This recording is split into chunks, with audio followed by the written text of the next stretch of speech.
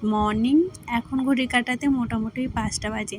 আর 5টা বাজলে আমার কেন জানি না এখন অভ্যাস হয়ে গেছে, একদম ঘুমিয়ে থাকতে পারি না, ঘুম ভেঙে যায়। আসলে কি বলতো, ওই পরের দিন কাজগুলো করব, তার কিন্তু আগের দিন থেকেই আমাদের প্ল্যানিং থাকে যে কোন সময় উঠবো আর কোনটার পর কোনটা কাজ করব। প্ল্যানিং ছাড়া কিন্তু কোনো কাজই হয় না। আর আমার একটা উঠোন আছে যেটা ঝাড় দিতে আমার প্রায় আধ ঘন্টা লেগে যায়। আর আজকে সকাল থেকে আকাশটা মেঘলা মেঘলা, আর এই গাছে যতগুলো আম হচ্ছে সবগুলো পোকা বেরোচ্ছে। তো এবারে ভেবেছি আমগুলো সব আজকে পেড়ে নেব, পেড়ে জাগ দিয়ে শুকাতে দেবো।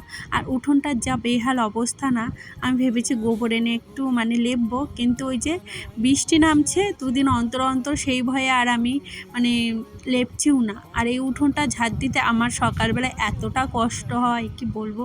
তবুও যদি নিজের ঘরের চারিপাশটা না পরিষ্কার থাকে না, ভাল লাগে না। এবারে ভেবেছি যখন ঘর ঠিক করব না, বাড়ির চারিপাশটা পাঁচিল দিয়ে দেবো, তাহলে ঘর বাড়ি একটু হলেও পরিষ্কার থাকবে। আর বেশ কিছু গাছ আছে, কেটে ফেলবো। আর ওই যে দেখলে খাটের উপর কিছু জিনিস ছিল, সেগুলো কিন্তু আমি কাচবো ভেবেছি, আগের দিন খুলে এক জায়গায় করে রেখেছিলাম যে এগুলো পরের দিন সকালবেলায় কেচে দেবো। আর এই যে এখন প্রতিদিন সকালবেলায় এই ঘরে ঘুমায় আর না ঘুমায় এলোপাথারি তো হয়েই থাকে। আর সকালবেলা উঠে ওই ঘরটা গুছিয়ে নিয়েছি। আর এই যে কিছু জল দিয়েছিল আমাদের টাইম কলে, তার জন্য এই যে কেচেও নিয়েছি। আর এখন মোটামুটি ওই 6:30 বাজে। বাইরে দেখেছো রোদটা কেমন, এতটা রোদ ছিল সেদিন।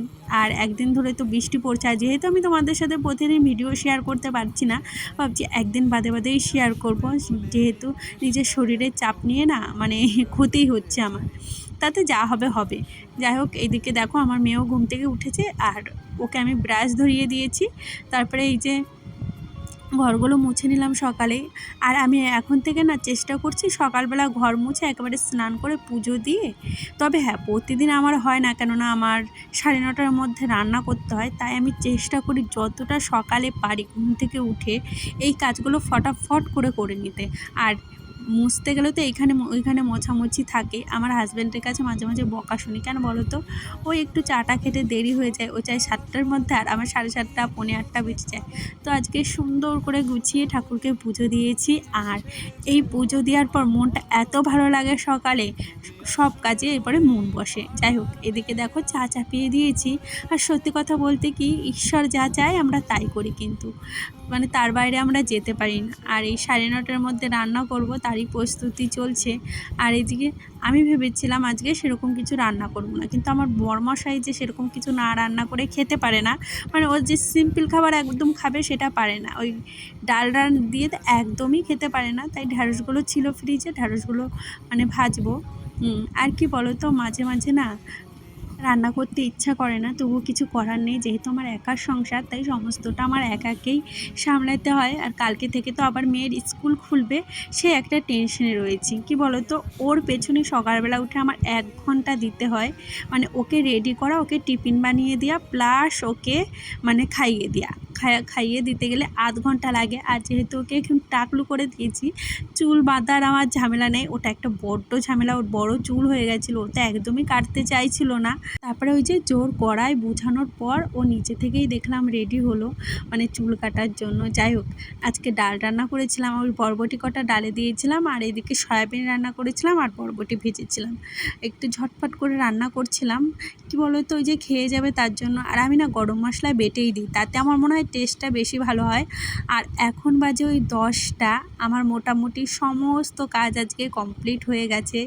আর সত্যি কথা বলছি, এইভাবে যদি তোমরা কাজ করো না, যদি একটু সকাল সকাল উঠে টাইম মেনটেন করে, তাহলে সত্যি বলছি দেখবে তোমাদের এইভাবে কাজগুলো খুব তাড়াতাড়ি কমপ্লিট হয়ে যাবে। জানি প্রতিদিন হয় না, তবে আমি এখন চেষ্টা করি বেশিরভাগ দিনই তাড়াতাড়ি কাজগুলো করে ফেলার। যাই হোক, এখন ভাবছি আর একবার স্নান করে নেব।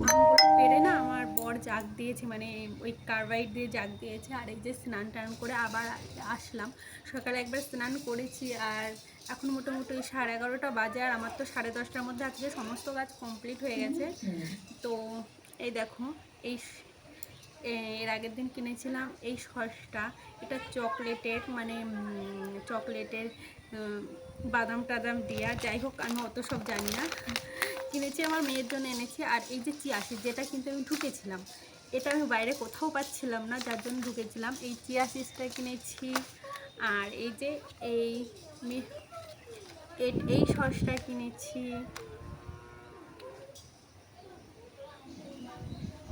এটা কিনেছি, এটার দাম নিয়েছে কমই দাম নিয়েছে, এটার দাম 60 টাকা নিয়েছে। আর এই সুইট কর্নটা কিনেছি, সুইট কর্ন, এটা জানি না আমি কী করে খেতে হয়, আমি ভেবেছি ফোনে দেখে তারপরে রান্না করব। আর এই যে, আর সানগ্লাসটা কোথায় রেখেছি সেটা তো খুঁজেই পাচ্ছি না। এই যে এই ঘড়িটা কিনেছি, এই ঘড়িটা খুব বেশি দাম নেয়নি, 200 টাকা। আর সানগ্লাসটা নিয়েছে 100 টাকা একদম। যাই হোক, আজকে ভিডিওটা এখানেই শেষ করলাম। ভিডিওটা কেমন লাগলো অবশ্যই কমেন্ট করে জানিও। আর ভিডিওটি যদি কোথাও ভালো লেগে থাকে তাহলে লাইক কমেন্ট করে দিও, কেন তোমাদের সাপোর্ট আমার ভীষণ দরকার। যাই হোক, সব দিন তো প্ল্যানিং মতো কাজ হয় না, আজকে হয়ে গেছে। সকাল সকাল কাজ হয়ে গেলে বেশ ভালো লাগে, তাই না? যাই হোক, আজকের মতো টাটা।